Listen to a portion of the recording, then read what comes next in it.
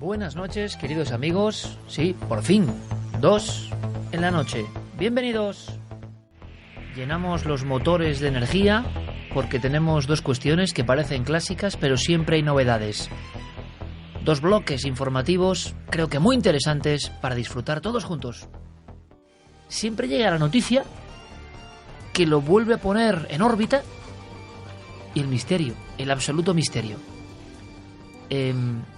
¿De qué estamos hablando? Bueno, pues a mí me gustaría que escuchaseis con muchísima atención, por favor. Los cuerpos arden desde dentro con la furia y el estrépito de una legión de ángeles gritando. El plástico se funde, pero lo demás se mantiene intacto o mínimamente dañado. Las mantas, las sábanas, los artículos de algodón son especialmente invulnerables. El cuerpo humano es el motor de combustión de encendido eléctrico más complejo y sorprendente que pueda imaginarse. Resulta difícil entender la combustión espontánea. No reaccionaríamos del mismo modo, por ejemplo, ante una radio que ardiese. La combustión espontánea es un fenómeno completamente natural, pero las probabilidades de que afecte a un individuo son de 1 entre varios millones. El fuego divino. El cielo ha estado hoy aquí. C-H-E. Combustión humana espontánea. Suena Chromatic de Vangelis y hablamos de combustión espontánea. Sí, parece un auténtico viaje en el tiempo. Este programa podríamos hacerlo observando esa foto tan perturbadora, esa foto que aparecía en todos los libros e enciclopedias que hemos leído de niños, para bien o para mal, o de adolescentes, bajo las siglas CHE, combustión humana espontánea. Y entonces nosotros, siendo muy jóvenes, todos los colegas y todos los compañeros que forman parte un poco de nuestra quinta, yo creo que han sentido exactamente lo mismo. Decíamos, no puede haber una muerte más horrible. Y se ven las fotos y siguen teniendo esa especie de horror en un clip desde ayer hasta hoy. Porque la mayoría de las ocasiones era un montón de cenizas, ¿recuerdas? Y ahora mismo yo recuerdo muchos amigos estarán buscando, ¿no? Una fotografía que vas a decir la misma que yo sin haberlo hablado, ya verás. Seguramente. Se el me zapato, quedó ¿no? En la mente. Eran como solo 2 piernas, ya no había tronco, ya no había cabeza, ya no había brazos. Eran solo las piernas, como una especie de sillón chamuscado y con un zapato como torcido, medio quitado. Y como algo grasiento, deslizándose por esas medias que hacía poco parecía que se había puesto esa mujer. Pues no, Carmen ha hecho esta diapositiva y no es la que yo pensaba. Cada uno tenemos las nuestras. A mí me impresionó una de un doctor. Si no recuerdo mal, el doctor Bentley, que en Estados Unidos hacia 1955-1956 aparece muerto en su apartamento y lo que queda es como una pierna que todavía tiene el zueco encarnado típico de los médicos. La pierna está seccionada porque el resto de la anatomía es carbón a nivel de la pantorrilla y queda el zueco metido como recuerdo de lo que fue ese hombre y su profesión.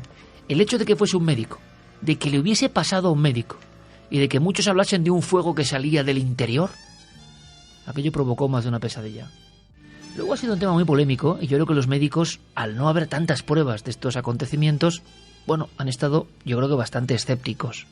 Por eso cuando vemos que existen noticias que vuelven a hablar de combustión espontánea, arqueamos una ceja y pensamos, bueno, un caso más que acabará en nada. Además yo, fíjate Carmen, cuando escuché Londres, por desgracia en Londres están pasando unas cosas. Londres ha incrementado la criminalidad en casi un 1000%. Londres está teniendo terribles historias de ataques con ácido a viandantes, al azar, elegidos al azar. Londres está teniendo una espiral de violencia que ojo, en algunas ciudades españolas, y es otro tema que un día contaremos si queréis, está habiendo rebrotes sorprendentes, y si no, que se lo digan a los amigos de Bilbao. Una situación de violencia y de agresividad, incluso con gente muy menor, y de acciones en plena calle aparentemente absurdas. Yo cuando escuché Londres dije, bueno, quizá haya sido algún tipo de ataque, alguien que se ha encontrado con la desgracia de que le han echado un líquido y eso ha prendido. Porque los médicos en general hablaban de eso, ¿no? De que siempre había un factor externo, que ese fuego no podía salir de dentro. Pero si te parece, vamos a ver qué sabemos del caso a día de hoy y opinamos. Y además tenemos a médicos, a grandes amigos médicos, que se mojan con este fuego interior y que van a darnos hipótesis que yo creo que no se han contado nunca y que son fruto del estudio, de la investigación, de intentar buscar una explicación, que es lo increíble, a uno de los temas más inquietantes. En la antigüedad se hablaba, y te voy a contar otra escena, porque claro, como hacía tanto que no hacíamos el programa juntos, que tú recordarás ahora mismo, a ver si se te queda. Era la Catedral de Sigüenza. El buen amigo Sebastián Vázquez nos interpretaba en mitad de la penumbra los códigos ocultos de la Catedral de Sigüenza. Y en una parte que es muy oscura, porque la Catedral de Sigüenza es muy oscura y tiene muchas marcas de violencia y de la guerra y de diferentes guerras, yo observo, y tú también, un pequeño cuadrito. Y Sebastián se queda impresionado, ¿no? Porque es una especie de fuego que está saliendo del interior de una estola o de una vestimenta propia de un monje o de un sacerdote. Este está como elevado mirando a los cielos, está arrebatado por ese fuego místico. Pero era tan intenso que se representaba casi con llamas saliéndole del cuerpo, ¿recuerdas? Uh-huh. Algunos han pensado que el cerebro humano, en determinados estados de conciencia, puede llegar a combustionar las propias células. Nos parece increíble, ¿no? ¿Ha pasado eso en Londres?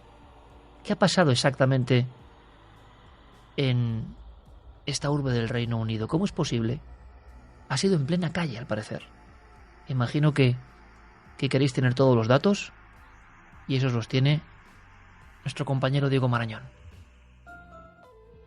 Se llamaba John Nolan y tenía 70 años. Era un día como cualquier otro cuando este jubilado de la construcción de origen irlandés paseaba a plena luz del día por una calle de Haringey, al norte de Londres.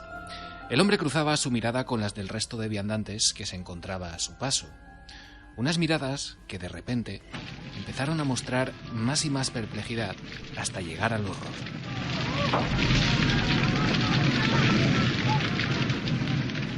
Cuando Nolan se dio cuenta de lo que ocurría ya era tarde. Las llamas rodeaban su cuerpo y empezaban a consumirle sin remedio. En cuestión de segundos una masa de fuego ardía en mitad de la acera. La intensidad del incendio era tan fuerte que solo pudo ser extinguido por una unidad de bomberos. Cuando la Policía Metropolitana de Londres llegó al lugar de los hechos, nadie supo explicar qué había ocurrido. Los resultados arrojados por la autopsia solo añadieron más misterio al misterio. La muerte de la víctima fue causada por las llamas, pero el origen del fuego sigue siendo inexplicable en estos momentos.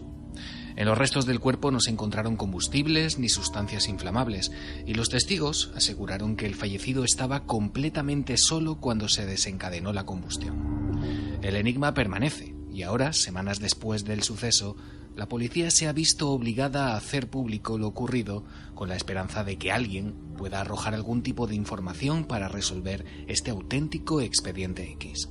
Llamas color rojo salmón de 750 a 800 grados. ¿Se utilizó algo para activar el incendio? Sí, así es. El cuerpo de la víctima. ¿Combustión espontánea? Es muy raro.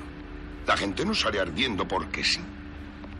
Somos combustibles, pero no somos un buen conductor del fuego. Normalmente interviene algún tipo de combustible como cera de vela, gasolina, algún producto inflamable e incendiario que se adhiera a la piel. Últimamente ha habido varios incendios en Seattle y en Pensilvania. La temperatura era muy elevada, casi 3.800 grados, y si se emplea agua solo se consigue empeorarlo. ¿Por qué? Porque la reacción es tan intensa que el agua se descompone en oxígeno e hidrógeno y es como añadir combustible al fuego. Pero si extraño es encontrarse con un caso de aparente combustión humana espontánea, mucho más inusual resulta que se den dos en poco tiempo. El segundo incidente ocurrió en diciembre también en Inglaterra, concretamente en Hull, en el condado de Yorkshire. Poco se sabe, excepto que otra persona entró en combustión en circunstancias muy similares al primer suceso. Daniel Lingwood, un vecino del barrio donde ocurrió todo, salió de su casa a toda prisa al escuchar los gritos. Otros residentes se unieron al tumulto intentando sofocar las llamas, pero nada pudo hacerse para salvar la vida de la víctima, que falleció consumida por el fuego en pocos segundos. Ahora, tal y como ocurrió en Londres, la policía busca más información para tratar de esclarecer el caso. Es uno de los grandes enigmas por lo hipnótico del elemento que lo causa. Lo que hoy se conoce como combustión humana espontánea se denominó fuego del cielo en 1977, cuando Michael Harrison escribió una de las primeras monografías sobre el tema. Los casos aparecen en contadas ocasiones, pero casi nunca reciben una explicación satisfactoria. Recogidos de manera anecdótica en la prensa, los 2 incidentes ocurridos en Inglaterra son los más recientes ejemplos de este extraño fenómeno, pero con total seguridad no serán los últimos. Bueno, evidentemente aquí el asombro es que no es un único caso, como se publicó en un primer momento. Es raro, porque hacía mucho que no había una combustión humana espontánea. Muchísimo. De la que tengamos conocimiento, vamos. Lo que pasa es que, claro, esto ha sido con testigos en plena calle, por la mañana, rodeado de gente, un hombre de 70 años que vivía con su hermana, con sus sobrinos, normal, que sale a dar una vuelta, como cualquier mañana, así se lo hace saber a su familiar, que las cámaras de seguridad que lo graban ven que no hay nadie a su alrededor y que los peritos que hacen los primeros informes aseguran que es que no hay ningún catalizador que haya provocado esos incendios, porque siempre que hay una inmolación, que alguien intenta suicidarse de esta forma o llamar la atención de esta forma, hay un catalizador. Es más, puede ser alcohol, gasolina. Pero además es que los primeros testigos que ven que este hombre tiene cara de pánico, de no saber lo que está pasando, e intentan ayudarle, incluso hay un conductor de autobús que se baja con el extintor, intenta apagar el fuego y el extintor no apaga ese fuego, porque parece provenir del interior. No es algo, si es algo que te ponen en la ropa y que se incendia, un extintor enseguida te lo apaga, no hay problema, y además está el rastro, ¿no? Cuando investigan los peritos, que son especialistas en ello. Y en este caso no se lo explican, no sabe nadie qué pasó. Claro, tú imagínate también Londres, los atentados terroristas, lo que está pasando, la gente en un primer momento dice, bueno, ¿esto qué es? ¿Es un atentado? ¿Es una persona que se está inmolando? ¿Lleva bombas? Al principio, claro, todos se alejan, pero cuando ven que es un vecino del barrio, que era muy conocido, que todas las personas que estaban allí ven que tiene una cara de pánico y que no sabe qué hacer. Bueno, cuando llega al hospital, en unas circunstancias tremendas, porque son los bomberos los que tienen que apagar ese fuego, aseguran que tiene el 65% del cuerpo quemado y con quemaduras de 3er grado, claro. No vivió más que unas horas, porque al día siguiente el pobre hombre, que se llamaba Nolan, murió, falleció a causa de ese fuego todavía desconocido. Claro, esto sí que es un caso documentado, que está pasando en plena época de la digitalización y geolocalización. Por tanto, ya no es una fotografía antigua donde, bueno, vaya a saber lo que ha pasado, ¿no? Puede haber elementos catalizadores que incluso se carbonizaron y, por tanto, formaron parte de la gran pira y en la explicación. Todos piensan que tiene que haber un catalizador. Todos creen que tiene que haber algo. Aún así siempre deja un rastro, Lo han investigado un montón de peritos y mira los peritos, claro, que se están jugando. Claro, y por eso ya las fuerzas de seguridad han sacado a la luz el caso para ver si alguien puede dar una explicación más. Porque van a las cámaras de seguridad. Las cámaras de seguridad graban a este hombre que pasea normal como cualquier otra mañana. De repente hay un ángulo donde ya no se le coge y lo siguiente que se ve son llamas. No hay ningún rastro de nada. ¿Pudo en esa parte precisamente no captada ser atacado por alguien? Aún así tenía que haber dejado un rastro. Sí. ¿Algo adherido al cuerpo o algo? Claro, tú imagínate que tú vas por la calle y te echan gasolina por encima y te prenden. Esa gasolina queda impregnada en la ropa, queda impregnada en el pelo. Siempre hay algo, y con un extintor al final te apagan, ¿no? Y además la rapidez, ¿no? Porque fíjate, yo hace poco reordenando la biblioteca, reordenándola y encontrándote miles de cosas, de miles de temas, algunos olvidados porque había una parte que no la habíamos unido. había mucho tema de la transición, que sabes que a mí siempre me ha interesado. Esa parte oscura de la violencia en la transición, de todo signo. Me impresionó muchísimo, por ejemplo, saber el modus operandi de Terra Iure, el grupo terrorista, ¿no? Que digamos que sería un poco el similar a lo que pasa en el País Vasco, pero en Cataluña, aunque de menor actividad. Pero el tipo de atentados eran tremendos. Era con un dispositivo que se adhería rápidamente al cuerpo de las personas. Es decir, hubo algunos ataques dentro del interior de personas muy importantes, ¿no? Exalcaldes de Barcelona, empresarios importantísimos, que también hay que imaginarlo. Entran en tu casa, te ponen una especie de adhesivo con un dispositivo y eso te abrasa, te revientas. Es una bomba, pero algunos pensaban que con cierto tipo de sustancias tipo napalm y demás se podía provocar una T humana. Es decir, tú sales ardiendo, pero de cero a nada. Pero claro, imaginar a un agente X, a un terrorista X, hoy en día, que aprovecha el momento de ese ángulo, que no es fácil, eso tienes que meterlo dentro de la ropa, y que te adhiere algo X, y que tú te prendes, es que si no, no sé qué explicación puede haber. Es decir, ese hombre, ¿qué antecedentes tenía? Se ha hablado mucho, ¿no? Este hombre era un irlandés que había sido un peón de la construcción. Un tipo normal. Un tipo completamente normal, ya te digo, que vivía con su hermana y con sus sobrinos. Yo no sé si han investigado la teoría esa que se decía, ¿no? Y que muchos apuntaron que podía ser la causa de las posibles combustiones humanas espontáneas, que es el alcoholismo de las personas. Pero entonces tendríamos por la calle gente ardiendo todo el rato. No, en determinadas circunstancias se hicieron, además, en los libros que hay de combustión humana, se apuntaba esa posibilidad dicha por varios médicos que habían estudiado diversos casos. En la historia de la combustión humana hay unos 200 casos, más o menos. El último, solamente. El último yo creo que había sido en 2010, también un hombre del que no se sabían las causas de su muerte y al final dictaminaron combustión humana espontánea, así venían los informes. Y lo que se decía es que el posible alcoholismo de esa persona provocada, no se sabe el qué provoca el fuego, es lo que no han llegado a...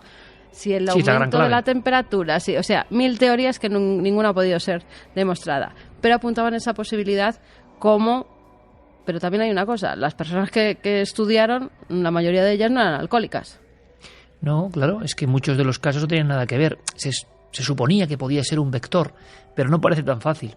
Por eso hemos hablado con un médico como el doctor Camacho, que lo que ha hecho, que yo creo que es fabuloso siempre el doctor, es revisarse toda esa bibliografía actualizada médica, puramente médica, no de misterio, para encontrar algunas pistas, porque muchas veces, y esto es lo increíble, estamos encontrando en lo académico las verdaderas claves, a veces de investigación, mucho más allá de los medios convencionales que se han quedado un poco en lo de siempre y no han profundizado. Bueno, el doctor yo creo que nos da, de verdad, una clase magistral. Son cosas que desde luego en España no se han dicho y no es en el resto del mundo, analizando este suceso, porque luego a ver si sabemos algo más del segundo caso, que es que ya es increíble. Es decir, pasa esto y en un tiempo muy corto, en un espacio limitadísimo y en la misma zona, otro. ¿Esto qué es? ¿Este misterio qué es? ¿Este fuego de nadie? ¿De dónde procede? Escuchemos al doctor Camacho, pido mucha atención porque la conexión no era la mejor, pero merece mucho la pena. Es uno de esos programas yo creo que de anotar. ¿Por qué? Porque si queremos saber algo más, o por lo menos perspectivas nuevas de un enigma viejo y que parece enquistado, yo creo que es el momento. Doctor Camacho, Vitas Lab, prestigio absoluto y capacidad y redaños para meterse en tanta y tanta bibliografía médica, millones de páginas, de muchos temas que a veces tocan el misterio, pero hay que ser médico para saber qué tecla pulsar. Se ha teorizado dos cosas. Una, que podía ser el alcohol en sangre, y otra, la acetona. Esto, desde el punto de vista científico, no tiene fundamento, porque el cuerpo humano es muy mal combustible, porque tiene un 70% de agua. Y realmente el alcohol en sangre, la proporción de alcohol que ya sería tóxico, un 0,4%, eso, para que fuese inflamable, necesitaría una temperatura de cerca de 90 grados. Con el alcohol es imposible. La segunda parte era el tema de la acetona. La acetona es algo que el organismo genera, porque cuando si alguien, por ejemplo, está a dieta, empieza a quemar grasas y proteínas, y la acetona viene a partir de las grasas. Y se pensaba que la acetona, como es incluso tiene un punto de inflamabilidad mucho más bajo que el alcohol, que podía ser también una posibilidad. Lo que ocurre es que lo mismo que hablamos con el alcohol, la acetona, la concentración tóxica en sangre no llega a un 0,03% por litro de sangre. Y en esas concentraciones es imposible que se produzca ninguna combustión. Pero ya tenemos dos elementos que yo desde luego, por lo menos uno no lo había escuchado. Esto es lo interesante de acudir al tema médico. El alcohol, bien, era el clásico. Parecía un poco de perogrullo, ¿no? No sé si por decir algo, pero una carne que tiene alcohol, es que no es que sea alcohol como el de quemar, ¿no? No tiene nada que ver. Pero no fluye en tu sangre, no lo hace diferente. Pero bueno, siempre estuvo en las teorías iniciales. Doctor Camacho ya de momento, por lo que está leyendo, dice, puede haber una segunda opción, que es la acetona. Y la acetona es un clásico, y sobre todo en los niños y en la fiebre, y que no se asuste nadie, ¿eh?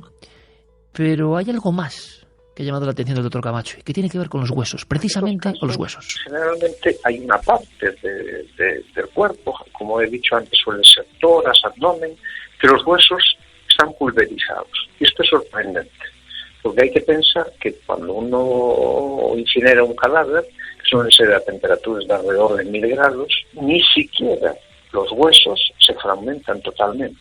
Es decir, una vez que ha pasado 2 o 3 horas, una parte de esos huesos se retiran y se literalmente trituran para generar lo que denominamos cenizas. Entonces, ¿cómo es posible que se produzca una combustión tan importante para que se genere esta destrucción de los huesos? Claro, esa es la gran pregunta, ¿no? No es tan fácil quemar un cuerpo humano. Se necesita mucha energía. En la antigüedad, las piras funerarias, que siempre han sido, eran de días. Porque si no, tú no puedes reducir eso a un montón de cenizas. Las fotografías que tú contabas antes son un montón de cenizas y que de repente queda un extremo.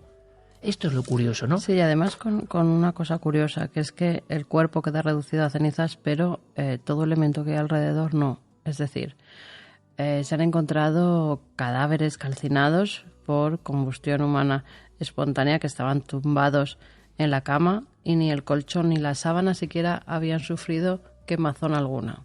Cosa que no se entiende ni se puede explicar. ¿Y esto es así? Sí, además hay fotografías. Se ha demostrado. Hay fotografías que revelan cuando han acudido a las fuerzas de seguridad porque han sido llamadas para investigar, en principio, un caso de muerte extraña, ¿no? Que todo el mundo cree que es un asesinato en un principio.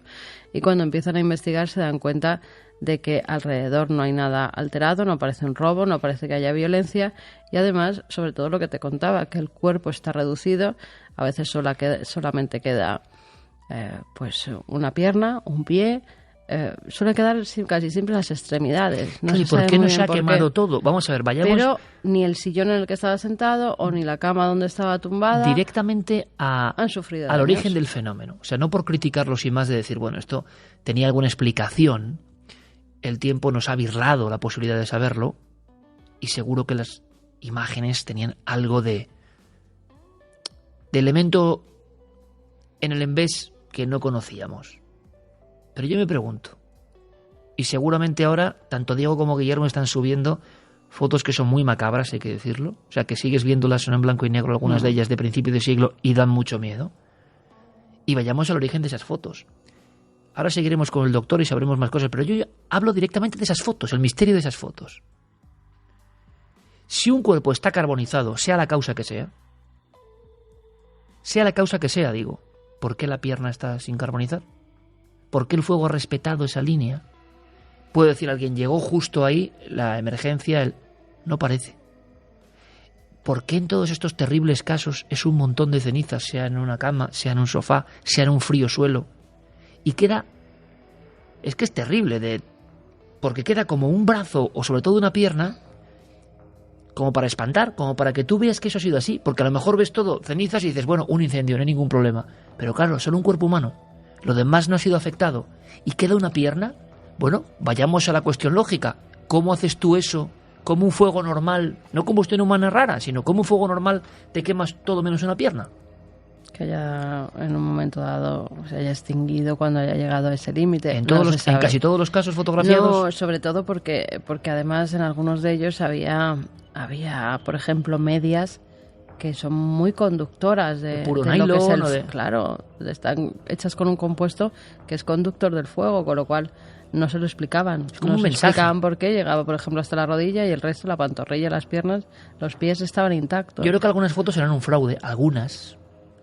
Parece un Yo fraude no creo raro. que sean un fraude, ¿eh? Ya, porque ahora lo pienso y digo, ¿para qué? Es decir, tú puedes generar una cuestión de fraude espírita, la inmensa mayoría, fraudes de esa época concreto porque había un negocio o había un deseo de las familias, pero en este caso, por pura acción macabra, no eran tan conocidos los casos. Y esta reflexión es muy interesante, porque claro que hay fotografías del 30, del 25, del 55, pero todo esto no empieza a ser realmente conocido y compilado hasta los 60 finales. Quiero decir con esto que no había un fenómeno que atrajese a la gente. Esto era muy terrible. No creo que estuvieran las típicas aves de rapiña haciendo los fakes de aquel tiempo, ¿no? Y tampoco había. Vamos a coger dos piernas. Hay crónicas, fíjate, de el que se cree que es el primer caso de combustión humana espontánea, que es en 1663. Y son unas crónicas de Dinamarca en las que hablan de un médico que es el que investiga el caso, se llama Thomas Bartholin. Dice que él trata un caso en París de una mujer que se prende de forma espontánea, que se queda reducida a cenizas y humo mientras dormía. Lo que te decía, dice que en el colchón ni la sábana sufrieron daños y que en esa época la explicación que se le dio por parte de la Iglesia son las llamas del infierno. Llamas del infierno quizá no, pero sí efecto vela. ¿Has oído hablar de él? No. Es muy curioso. Investigación del doctor Camacho.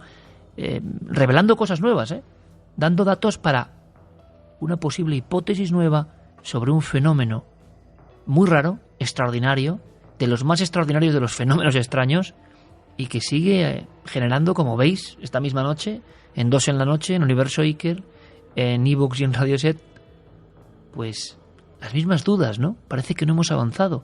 Pero de pronto nos encontramos con un caso que puede ser la continuación de esta cosecha, pues no me extraña que considerada infernal en la antigüedad. Hay que imaginar un caso de estos en esa época, en el 17. Había sido pulverizado por el maligno, claro. Efecto vela. Doctor, te escuchamos muy atentamente. Parece que se ha encontrado la teoría más plausible y que es lo que se ha teorizado, lo que se llama el efecto vela. Esto surge a partir de 1991, unos forenses en California, es un médico, el doctor DeHaan, que en un caso de asesinato, una chica es asesinada con varias puñaladas y el asesino intenta quemar el cadáver. Y es la primera vez que 2 personas que estaban, eran unos ornitólogos que estaban investigando por esa zona, es la primera vez que lo documentan porque sacan fotos. Entonces observan, les llama la atención que las piernas, los brazos están respetados, pero sin embargo en todo el abdomen está prácticamente consumido. Y hay unas llamas constantes de escasamente 1 metro. Y llama la atención que lo que está alrededor, uno esperaría que hubiese un gran incendio, pues no, prácticamente está ligeramente chamuscado. Entonces ellos han hecho un experimento con un cerdo, en donde el cerdo tiene un 70, tiene la proporción de grasa es muy similar a la del humano. Entonces es posible que el combustible sea la grasa humana.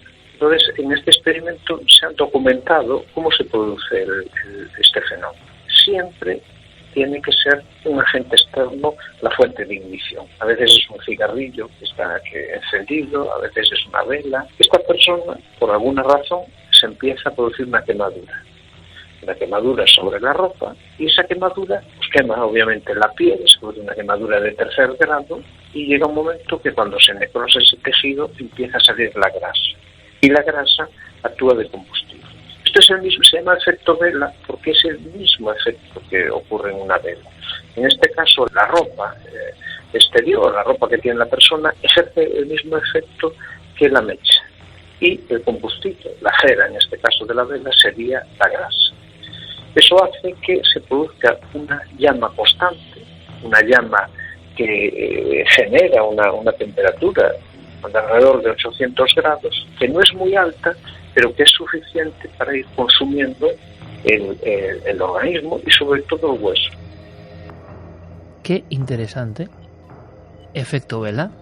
Experimentos con cerdo. No suena mal como hipótesis. Hay un primer orificio, una primera quemadura, brota grasa y eso hace de conductor. Lo que pasa es que entonces tendríamos muchísimos más casos de este tipo con estas secuelas. La pregunta que yo he lanzado antes, pienso, sigue en el aire. ¿De qué depende que esa grasa deje respeto o deje, digamos, intacto una extremidad? Deje intacto una zona del cuerpo. Deje no tocado un elemento concreto, además muy visible. Si la grasa del cuerpo ha manado como si fuera un geyser por una quemadura muy profunda en una zona muy concreta, adiposa, y por lo que sea eso se ha extendido, bien, ha prendido. Pero ¿por qué en un montón de fotografías forenses incluso de estos casos es el montón de cenizas, hueso pulverizado y solo la pierna o el brazo? Si el contraste es brutal. Está muy bien la hipótesis, pero a mí me parece que no llega a explicar estos casos. Que de la pantorrilla para abajo hay menos grasa, ¿no? O de el codo para abajo, del brazo. No lo sé. Sería una buena hipótesis. Puede ser. Zonas, pero fíjate, hay muchas fotos de personas que tú dirías, bueno, personas muy obesas, entonces tendrían una... y la mayoría no son obesas. No, este último de Londres no... Y las fotos de esa señora que sentada se ve por el tamaño del tobillo y de la pierna que no era gente obesa. No, pero a lo mejor no tiene que ver con la acumulación de grasa, o sea, tiene que ver con la grasa, pero también con un gen, que es de lo que están hablando, una mutación genética. Están hablando de eso ahora mismo, como última hipótesis. Sí, están hablando de una mutación genética que además parece que solo se da en Reino Unido y Europa Occidental, que es donde se han producido prácticamente el 100% de los casos. No tienen muy identificado qué gen puede ser eso el que provoca una especie de combustión interna que genera esa chispa, esa llama que hace que se consuma el cuerpo. Una enfermedad genética rarísima. Exactamente. Que dinamita el cuerpo por dentro. Sí, y que no se sabe por qué en algunos determinados casos de repente salta, explota, es como si dentro de ti se encendiera una chispa por una mutación de un gen que están intentando identificar. Pero vamos a ver, ¿esto cómo prende al final, no? ¿Sin contacto con nada? ¿O es alguien que tiene un problema? El acelerador, y tiene razón el doctor Camacho, es la grasa. Puede ser la grasa. Exacto. Y la grasa con ese código genético, digamos, podría hacer una TEA imparable. En determinadas circunstancias. Y se está trabajando en eso, sí, en ese caso del gen. Esto es interesantísimo, ¿eh? O sea, la genética acoplada. ¿Por qué? Porque genéticamente, bueno, ya veréis el doctor Camacho. Yo no quiero adelantar mucho, pero hay una historia con la gran Natalia Monge, que hace unas investigaciones en Galicia que son de quitarse el sombrero. Resulta que se ha descubierto, o se ha aislado, una enfermedad, no cuento mucho, una enfermedad solo en la Costa da Morte. El mal de la Costa da Morte, que era considerado desde el siglo X maldición. Gen. Y un gen que provoca una serie de elementos que no se parecen a ninguna enfermedad. Son terribles. Te dejan como un muñeco humano. Se ha ido aislando y es una cuestión genética de una serie de familias que precisamente tenían la fama de las endemoniadas o las transmisoras de esto. Pero tú recuerdas lo mucho que investigamos en su día, y Javi hizo un gran trabajo, Pérez Campos, del insomnio familiar fatal. Sí. Eran una serie de familias, unos genes específicos y muy, muy, muy, muy filtrados a lo largo del tiempo. Por lo tanto, que eso se manifestase en el, digamos, continuo caminar de las células y la expresión génica, pues eran casos mínimos, pero lo sabía. Y entonces gente empezaba a no dormir a los 40 años, a no dormir, a dormirse entre pesadillas, a perder el habla, y estoy venido de una familia veneciana. O sea, esas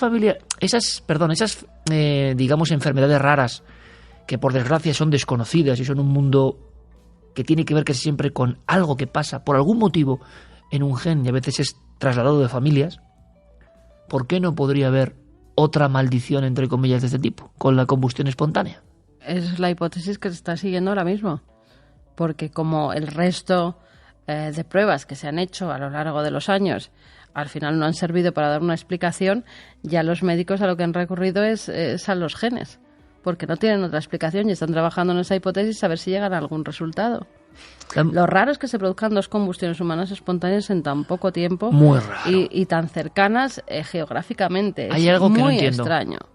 ¿Qué sabemos de la segunda? De la Poquísimo. segunda yo no tengo datos apenas, más de lo que ha dicho Diego. No se sabe nada de la primera. Hay que seguir indagando. Que es por lo que la policía se ha puesto a investigar, ¿no? Porque ellos mismos han dado 2 la tipos información. ardiendo a lo bonzo y que se identifican con combustión humana espontánea. ¿No será que por la expectación del primero se ha asociado el segundo? Pero parece que... Es que es muy raro. Sería algo único, ¿no? No lo sé. Del primero sí que la policía ha dado todos los datos e incluso ya se han filtrado fotografías de cómo era este hombre, de cómo era su vida.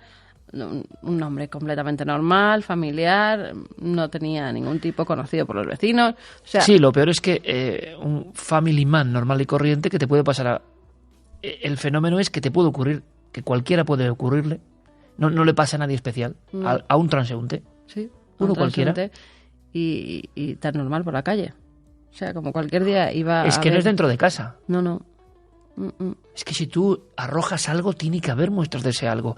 Y yo me imagino que los peritajes, y los británicos, como son las casas de los seguros de vida, de los peritajes, se la juegan, ¿eh?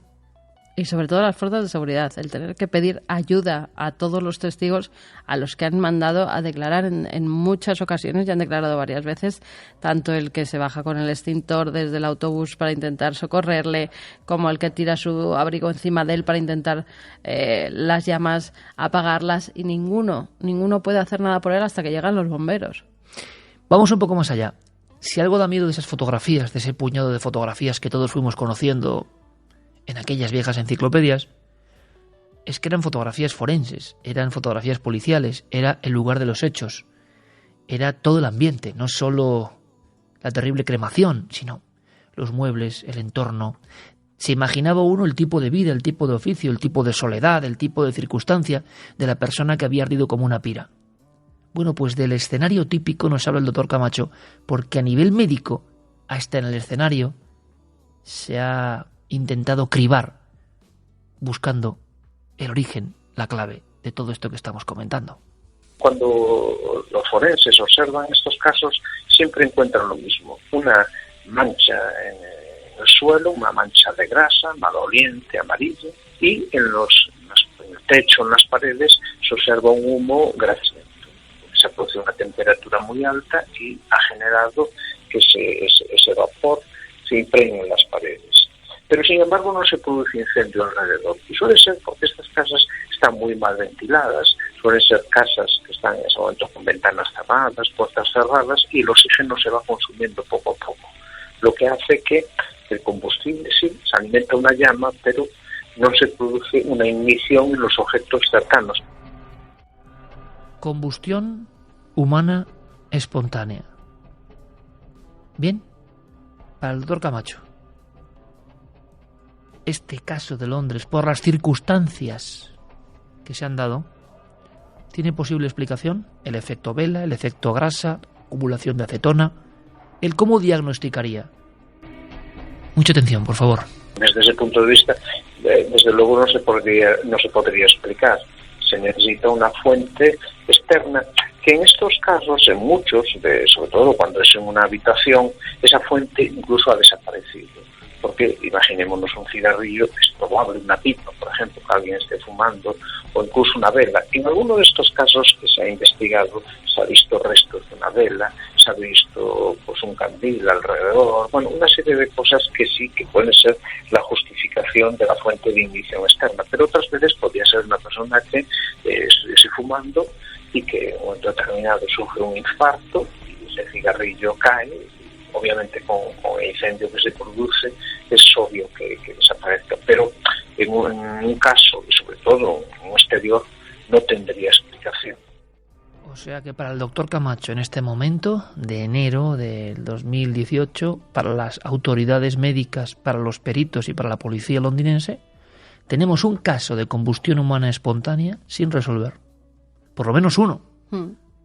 Suena increíble, ¿no? suena a algo que ha ganado enteros con el paso de los días, que parecía una noticia más, una historieta de tantas que aparecen en medios del Reino Unido, que se convierten en virales o no, pero aquí parece que hay otro fundamento. Esto es lo que pasa como con las enfermedades raras, ¿no? Que a veces son tan pocos los casos que se dan a lo largo de la historia médica que según ellos no es que no valga la pena investigarlos, es que tienen otras muchas más enfermedades que atacan a más gente y muy pocos recursos como para emplearlos en estas que solo han afectado a 200 personas a lo largo de la historia. Tiene su lógica, ¿no? También. Entonces, claro, es lo que pasa, ya te digo, con muchas enfermedades raras que están sufriendo cada vez más niños y que no se investigan precisamente por esos casos, ¿no? Porque hay otras que atacan a más gente y tienen como prioridad. Pero claro, también habría que investigar qué provoca esas enfermedades extrañas. Son 200 personas, pero 200 personas que tenían una familia, que han muerto en extrañas circunstancias, que no se sabe por qué, y que si genéticamente este hombre o estos dos hombres que han muerto tenían familia, también les puede pasar a sus familiares. Con lo cual, yo creo que alguien en la medicina también se tenía que dedicar a estudiar este tipo de fenómenos, ¿no? Para dar una posible hipótesis, por lo menos, si es genética o si es de otro tipo. Pero ya te digo, los recursos se invierten en otras cosas, en otras enfermedades que al parecer tienen más prioridad. Tiene su explicación, tiene su lógica. Hablaba hace poco con el doctor Mayol, el doctor Julio Mayol, director del Hospital Carlos III y colaborador de Cuarto Milenio. Hablábamos del tema del cáncer. Dentro de poco será el Día Mundial contra el Cáncer. Sigue habiendo una serie de misterios que no se entienden muy bien. La mayoría de médicos hoy en día piensan que es una cuestión de cómo ha cambiado la vida, tanto externamente como la esperanza de vida, pero cada caso es un mundo, desde luego. Pero al final es la replicación de las células. Yo creo que tenemos la idea de que todo es más sencillo de lo que es, porque para nosotros es sencillo. Pero dentro de nuestro organismo, te lo cuentan esto y no te lo crees, constantemente están dividiéndose células y renaciendo de alguna manera o creándose de nuevo. Es como miles de millones de ordenadores trabajando permanentemente. Es como si uno de esos ordenadores fallase y empezase a provocar anomalías que luego van creciendo. Pero es porque no debe ser muy sencillo que todo el mecanismo general esté permanentemente perfecto. Esta maquinaria que somos, por lo menos lo que es lo orgánico, desde luego tiene una capacidad asombrosa y que yo creo que nunca entenderemos. E incluso en cualquier animal están ocurriendo tal cantidad de procesos por segundo que claro que a veces falla. Y cuando hay fallos que vienen de muy atrás, se provocan enfermedades que nos parecen increíbles, ¿no? Claro, combustión humana. ¿Quién va a necesitar? El tema del insomnio familiar fatal tampoco afecta a muchísima más gente. Y curiosamente en Álava, en Vitoria, en el hospital, habían detectado, fíjate de curioso, que en la zona de Treviño, perteneciente a Burgos, pero dentro, digamos, del territorio de Álava a nivel geográfico, esa curiosidad que es Treviño, pues había un índice impresionante por cuestiones familiares y árboles genealógicos de hace 3 siglos. O sea, lo impresionante de todo esto es que este mismo hombre, si esto es una cuestión genética increíble, está siendo afectado por algo que viene de lejísimos y él no es consciente de nada de eso, ¿no? Está ocurriendo en el interior, un interior que no entendemos. Yo creo que habrá que seguir investigando. Me parece increíble que este tema, que era desde luego parecía de los cerrados, ¿no? Porque no había nueva información. Había casos como en algunos domicilios, fuegos, sí, ¿te acuerdas, no? Creo que en Mallorca, hace unos años en Córdoba, pero no es lo mismo. Yo investigué en su día. Fuegos espontáneos. Intensamente, claro. Pero hablaban de todo, incluso de rayos en bola que se hubieran colado. Claro. De... O aquello de Almería, de los incendios de la Aroya, que anda que no he pasado yo horas en el desierto de Almería recopilando todo aquello, yendo a las tumbas de los que... y a los cortijos, el cortijo Pitango. Bueno, el exterior, ambiente rural y fuegos que queman ropas y que es que no parece que salgan de dentro. Una cosa es el fuego que sale de dentro de la persona hacia afuera y otra cosa es como aquello que motivó una investigación oficial tremenda, que ardían las paredes, o aquellos casos en Italia, ¿recuerdas? Pero no parece el mismo fenómeno. No es un fuego interior, no es como ese monje que le arde el corazón, en este caso por el ardor místico, ¿no? esto es algo que, a mí por lo que he escuchado, lo de la grasa, una grasa diferente, eso sí que podría ser interesante. Tú imagínate que es un enfermo o que tiene el estigma de ese gen, y esa grasa sí que tiene un código que prende especialmente de alguna manera. Aunque haya un inicio que tenga que ver con algún elemento iniciador, nunca mejor dicho, o propulsador. Porque sin más, que el cuerpo se incendie, sin más. O sea que, no sé, no. Físicamente me parece una herejía, ¿no? No sé cómo se puede... Lo que no se sabe es lo que provoca la chispa. Yo creo que están investigando con los genes, con la grasa, con el pero alcohol. No puede pero ser... la chispa que lo provoca es la que no se sabe de dónde ¿No sale? crees que alguien puede tener un accidente? Porque puede tenerlo de cualquier tipo. Y se prende. Pero que solo algunas personas que tienen la desgracia de verse de repente con llamas, sí que tienen esa grasa que los hace... Yo no creo que el tema sea la grasa, La grasa yo creo sé. que es prácticamente similar en todos. Bueno, Lo que cambian son los genes. sí, claro. La grasa de esas personas genéticamente tocadas, te quiero decir, o genéticamente diferentes, ¿no? Y que entonces cuando esa grasa está en el exterior, que esa grasa tiene el componente genético, produce otra combustión. No sé. No lo sé. Desde luego, oye, habrá que seguir investigando. Como vamos a investigar en otro tema, que también es un clásico absoluto, que nunca se deja de hablar de ellos, ¿no? Es otro ejemplo. La combustión humana espontánea aparecía bajo 7 llaves. Esto que vamos a hablar ahora, esto no se marcha nunca en el fondo. Da igual la tecnología que tengamos. ¿De qué actriz internacionalmente conocida hablamos? Pues vamos a hablar de Julia Roberts.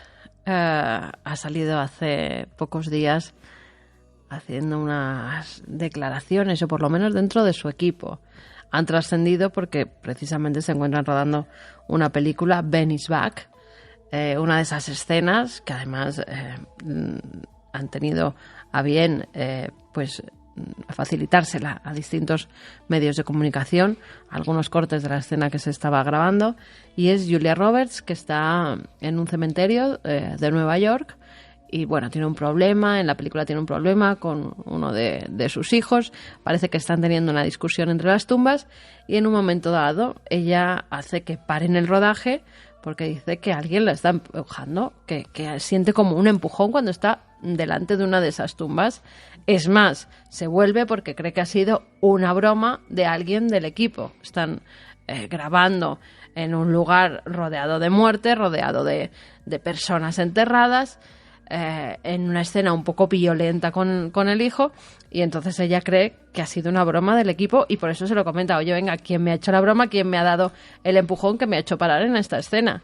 Claro, el director se queda completamente blanco y dice: oye, Julián, estamos rodando, ya sabemos lo que son los rodajes de cine, que son muy caros, no es como para estar aquí todo el día tirando una escena, no ha sido nadie del equipo, preguntan, nadie ha sido, y ella entonces es cuando se lleva el gran sofocón, porque dice que ella ha sentido una presencia y que alguien la había empujado.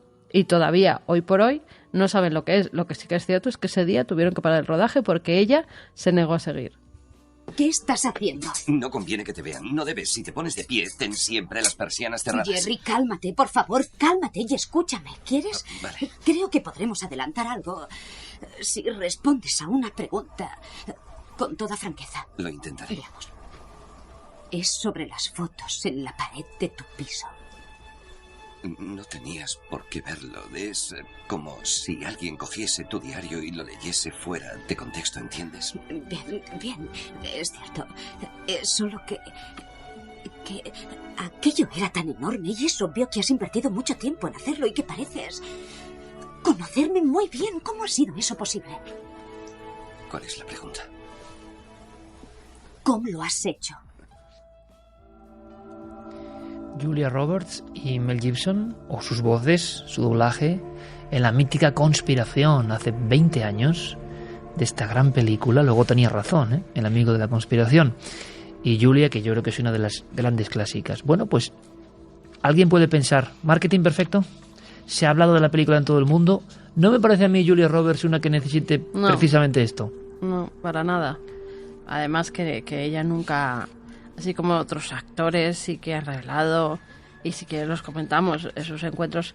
¿Podemos hacer un ranking fantasmas rápido? Porque me gustaría saber grandes actores que han tenido encuentros, hablamos directamente con presencias Sí, ha habido, fíjate, también salía a la luz, no sé si alentados por la noticia de Julia Roberts, que Meryl Streep también tuvo que actuar como un poco de cazafantasmas, o por lo menos enviar a alguien a exorcizar la casa de Steven Spielberg, porque al parecer estaban rodando una película, Inteligencia Artificial, y Spielberg le comentó: oye, es que en mi casa, no sé, estoy un poco inquieto porque desde hace un tiempo están pasando cosas en los sótanos, estamos oyendo ruidos, hay gente del servicio que ha notado una presencia y entonces pues estamos un poco inquietos. Y al parecer Meryl Streep pues es bastante dada a estos fenómenos paranormales, a contactar con videntes, con sanadores, incluso con exorcistas, y le dijo: sin problema, te mando un exorcista un exorcista de la Iglesia Católica, que haga todo el ritual para que tu casa se quede liberada de esos supuestos espíritus, si es que los tienes. Y al parecer surtió efecto. Le mandó el exorcista, el sótano de la casa donde estaba en ese momento Steven Spielberg fue exorcizado con agua bendita, con todo el ritual, y parece que los espíritus quedaron calmados. Como hicieron en su día, tiempo atrás, con los estudios de la Warner del exorcista. Efectivamente. Lo que sí es cierto es que este caso de Julia Roberts da la vuelta al mundo, pero que anteriormente muchísimas grandes figuras de Hollywood habían dicho sin tapujos lo que les había salido al paso, sin miedo ninguno, y diciendo: yo lo vi. Sí, fíjate, uno de los clásicos es Nicolas Cage, ¿no? Nicolas Cage. Un grande, ¿eh? Tendríamos que entrevistarle un día sí, para Cuarto ama, Milenio, porque todo esto. Le apasiona todo esto, y todo porque él empieza a tener una serie de fenómenos cuando está en casa de su tío. Es muy jovencito y tiene la primera vivencia paranormal. Al parecer estaba en una habitación con su niñera, o con la persona que le cuidaba, porque ya no era un bebé, era un niño. Decía que estaba pues jugando con ella, cuando de repente ve cómo se abre una puerta y ve como si fuera una chaqueta, pero sola. Esa chaqueta, o sea, un torso, no se sostenía en un cuerpo, porque no tenía, dice, ni cabeza ni extremidades. Claro, él cuando mira a la puerta y le comenta a su cuidadora: estoy viendo un fantasma. Al parecer ella, la cuidadora, entra en pánico. Fueron 2 personas entonces quien lo vieron. No solamente es Nicolas Cage, sino también esa criada que tenían, que sale espantada de la casa de su tío, a la que no vuelve a pisar nunca en su vida. Yo creo que eso le marca en una edad adolescente, y él, superando ese miedo, empieza a interesarse por estos temas, hasta tal punto que llega a comprar una casa, una de las casas más encantadas de Nueva Orleans, que es la casa de los Lalaurie, una casa donde Nicolas Cage asegura que ha visto a un decapitado paseando por allí, y una casa que, a pesar de haberla comprado, él nunca ha llegado a habitar, porque parece que, aunque se enfrenta a estas cosas de lo paranormal, les tiene mucho respeto, e incluso yo diría que miedo, porque nunca ha llegado a dormir entre las 4 paredes de esta casa tan encantada. Y gran parte de su impresionante carrera cinematográfica a nivel de éxitos y de películas en las últimas décadas tiene que ver con estos temas. Llegó a fundar una productora, Saturn, con la que hizo La sombra del vampiro, esa historia extraña de Max Schreck. Y ese Saturn era homenaje a la logia que había realizado ni más ni menos, amigos, hace ahora casi un siglo, Nosferatu. Más actores. Matthew McConaughey, sí. O McConaughey, sí. O como se llama, sí, porque su apellido es imposible de decir, pero vamos, lo conocemos. ¿Cómo? McConaughey, ¿no? Con ese toque, sí. Pero grandísimo actor. Muy bien, sí. Grandísimo actor. Conocidísimo por todo el mundo. Se mudan... Capaz de transformarse en cualquier cosa, ¿no? Se mudan a una nueva casa, un casoplón, me imagino, como tienen todos estos actores, una mansión donde empiezan a sentir una serie de presencias. Él se lo toma con bastante humor y con bastante cachondeo, porque dice: bueno, yo empecé a oír como si una moneda cayera encima de una mesa de cristal. Dice, inmediatamente, claro, yo bajé con mi bate de béisbol para proteger a mi familia porque creía que alguien, a pesar de las medidas de seguridad que tenemos, había entrado en mi casa.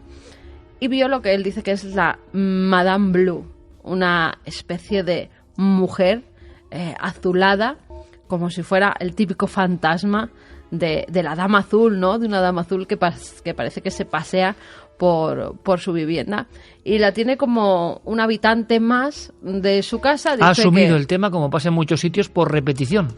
Que ella pero lo dice totalmente en serio. serio. Estamos hablando de personas que lo dicen completamente convencidas. Totalmente en serio, hasta tal punto que dice, bueno, yo bajé desnudo, tal y como estaba durmiendo en mi cama, y parece que la Dama Azul le gusta verme desnudo porque siempre se presenta cuando camino por mi casa en estas circunstancias. Se lo toma un poco a broma, pero asegura que es un fantasma que habita con ellos. Sí, con ese desparpajo, ¿no?, de los anglosajones, de los norteamericanos, y que precisamente estamos hablando de figuras que no necesitan un escándalo para seguir siendo muy bien pagados y tener películas taquilleras en todo el mundo. Sí. Aparte que habría que pensar si algo de esto te quita trabajo más que te lo da, ojo. Bueno, yo creo que es que en Hollywood lo tienen muy asumido, o sea, a diferencia de aquí habría que verlo. De aquí no te creas que aquí, bueno, a veces te lo cuentan en petit comité, ¿no?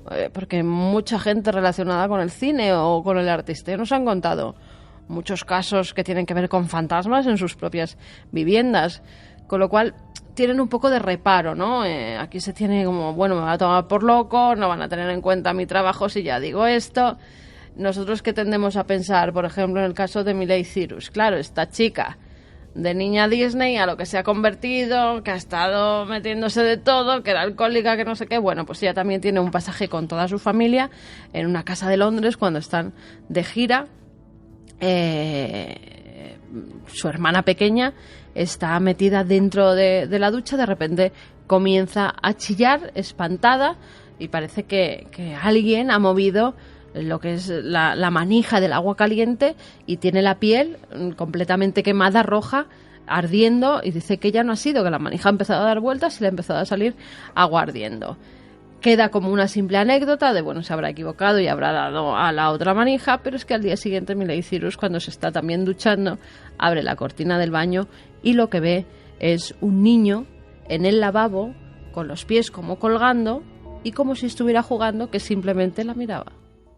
Claro, luego la excentricidad o los derroteros vitales de alguna de estas figuras pues hacen que sus testimonios sean tomados, bueno, pues con todas las precauciones, ¿no? Pero es curioso ese detalle, porque ayer vi yo ese detalle en la película de Paco Plaza, de Verónica. Está el niño bañándose en la bañera, porque eso no pasa en el caso real. No. Pero está bien traído, yo creo, ¿no? De repente algo maligno, lo que sea, sí, bueno, sea el juego de la propia niña o de su imaginación o del ser, toca esto y el pobre chavalito acaba con toda la piel quemándose. Que a mí, por cierto, a nivel global, me gustó la película. Me parece que tiene elementos para ser un clásico del terror parapsicológico, ¿no? Que algunos dicen que nace... Sería bonito un día hablar... Fíjate, no es mal programa, aunque es un poco bizarro también, ¿no? Pero el terror parapsicológico es una cosa muy especial, muy concreta.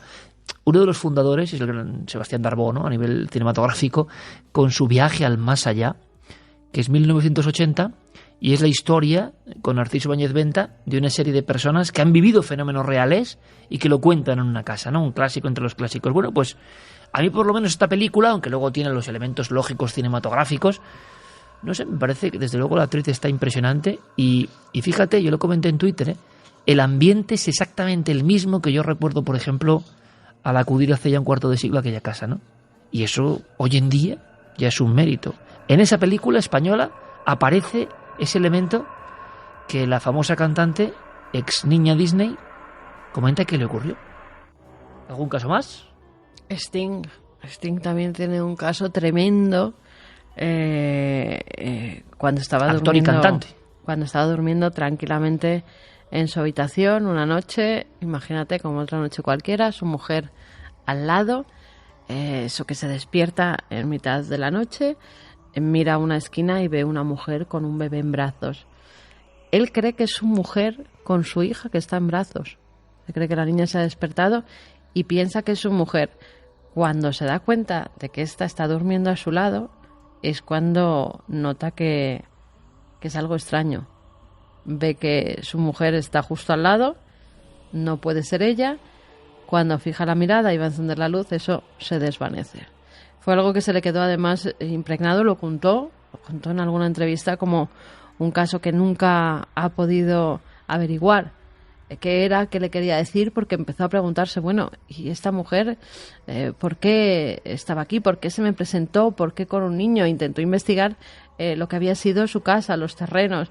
No llegó a ninguna conclusión al final, pero son de esas personas que se obsesionan, ¿no?, con una aparición, con una visión en su propio dormitorio. Por tanto, si podemos extraer una conclusión, y esto nos sirve como referencia a ese último caso de Julia Roberts, es que, a diferencia de lo que pasa en España, no hay ningún temor, no hay ningún problema, se cuenta lo que se ha vivido y punto. Y yo creo que además es que el público lo acepta bien.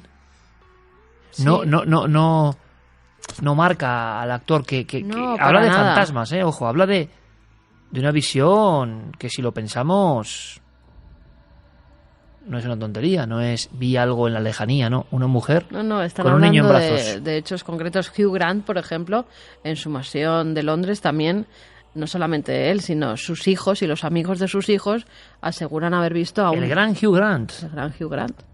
Pues su hijo y los amigos de su hijo aseguran que han visto a un niño vagando por los pasillos de su casa. Y lo han comentado públicamente. Lo han comentado públicamente, incluso es muy dado en algunas entrevistas porque lo tienen como algo normal. Además, grandes entrevistadores muy conocidos en Estados Unidos que siempre, bueno, ¿tú has visto un ovni o has tenido una aparición o eso que se habla que pasa en tu casa? Es como una pregunta clásica, los chascarrillos, ¿no? De Los Ángeles, de Hollywood, de lo que pasa en esas grandes mansiones. Y entonces ellos los comentan de lo más normal. Pues sí, mira, estaban mis hijos y de repente vieron a un niño que atravesaba el pasillo. Yo no le di importancia, pero claro, al cabo de los días yo creía que era mi hijo y el que estaba correteando por ahí era un niño fantasma. En España cuesta, a no ser que seas alguien de raza, podíamos hacer un brevísimo homenaje de un minuto a la gran Terele Pávez, que fíjate, ¿quién le iba a decir a ella, no? Que no había visto lo que había visto y que está documentándose para la historia de la envenenadora de Valencia y acude al lugar donde ésta ha sido ejecutada, Pilar Prat de Santa María, hace la interpretación de su vida. Pero en aquel momento, ella nos contaba, cuando entra en la prisión de mujeres de Valencia, con una zona casi intacta, con el garrote vil. Ella, claro, la cuestión de la sensibilidad, ¿no? La sensibilidad de un actor, que podíamos ir también por ahí, la capacidad, ¿no?, de absorber las cosas, de fijarse, de estar especialmente atento o especialmente sensible. ¿Quién sabe si hay una portezuela en los mundos creativos que permiten con especial insistencia a estas figuras manifestarse? No lo sé. Pero desde luego Pilar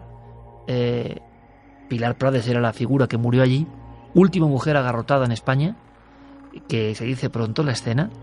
Ella se impacta muchísimo y empieza a escuchar a la envenenadora de Valencia. Alguien puede decir, bueno, claro, la sugestión y demás, pero es que luego en su domicilio se repite la audición de esa voz e incluso casi la figuración a los pies de la cama de una silueta acompañando, digamos, con palabras que para la gran Terele Pávez no había la menor duda de que era algo que se había adosado durante un tiempo a ella por estar en ese sitio con esa sensibilidad abierta. Es muy curiosa la hipótesis.